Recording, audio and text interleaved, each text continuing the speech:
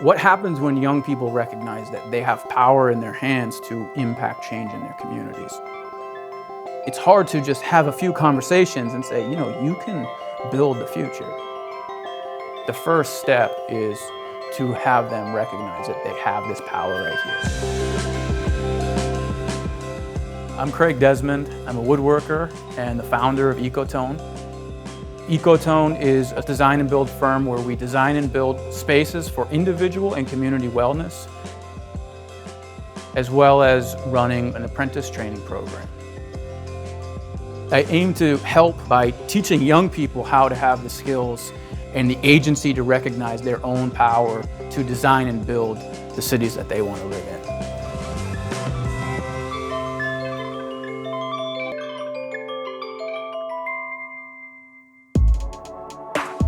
In the early days, we were working mostly in community gardens, looking for any opportunity to actually build physical spaces that improved community interactions. In order to stay in business and make the dream a reality, I also needed to take on work as an independent contractor.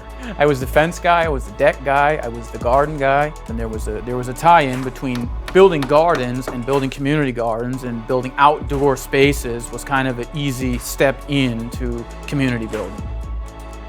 From the onset, there were a lot of challenges, and one of those main challenges was obviously we needed a workforce. We needed to have a team. As my network expanded, I learned that this was not a challenge unique to my business. This is a challenge that small businesses, medium-sized businesses, everybody has this challenge.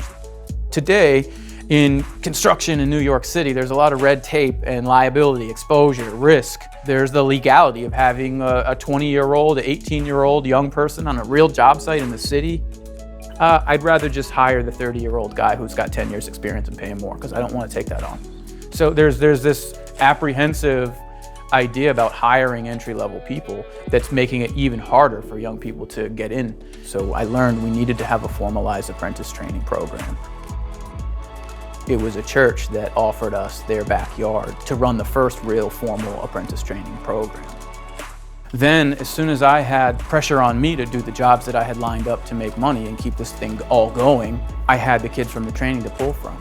So it worked. It also worked in getting the gears turning for me that if I keep putting energy in both of these things, if I keep growing the apprentice readiness training and I keep working with young people to get their skills up and I keep building this business, building wellness spaces, spas, gardens, indoor gardens, I'll have more opportunities to then move more young people through these steps.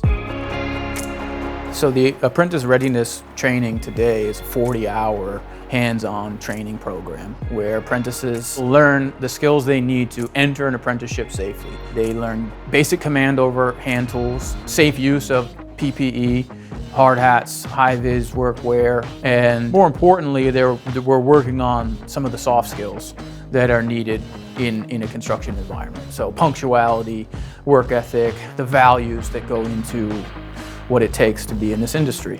So we've wrapped that up into what we're calling a 40-hour Apprentice Readiness Certificate Program.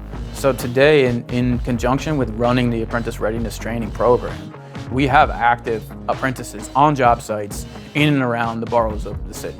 This placement phase is something that we could do with other businesses by sending them to their businesses and their job sites, but we can do this in a site-specific locality with 5 to 10 young people on a designated job site with direct oversight and direct supervision and training where every step is monitored and protected, so that we make sure that their success and well-being is what we're all working towards. It's one small step to improve a culture of one industry in one city, but that's the idea is we should be doing this because it's the right thing to do. We should be teaching young people these skills, and if this is an opportunity to do that, then we should.